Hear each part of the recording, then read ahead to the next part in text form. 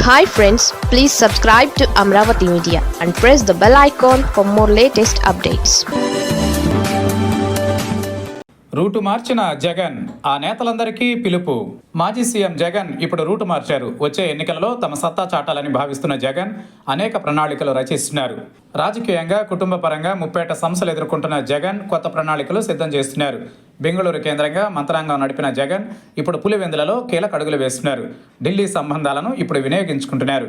రాజకీయంగా పోరాటానికి సిద్ధమవుతూనే షర్మిల వివాదానికి కూడా ముగింపు పలికే ప్రయత్నాలు చేస్తున్నారు.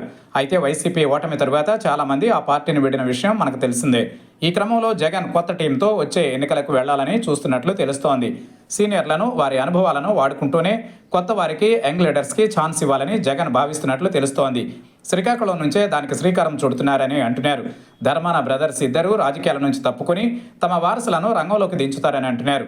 శ్రీకాకుళం సీటులో ధర్మాన ప్రసాదరావు తన కుమారుడు రామ్ మనోహర్ నాయుడుని దించే ఆలోచన చేస్తున్నట్లు సమాచారం. మరోవైపు నర్సన్నపేట నుంచి తన కుమారుడు కృష్ణ చైతన్యను ధర్మాన కృష్ణదాస్ ముందుకు తెస్తున్నారు. వీరికే పార్టీ బాధ్యతలు తొందరలో అప్పగిస్తారని అంటున్నారు. అలాగే పాతపట్నం మాజీ ఎమ్మెల్యే రెడ్డి శాంతి కుమారుడిని రంగంలోకి తీసుకొచ్చే అవకాశం ఉంది. మాజీ స్పీకర్ తమ్మినేని సీతారాం కుమారుడిని కూడా రంగంలోకి దింపే అవకాశం లేకపోలేదు.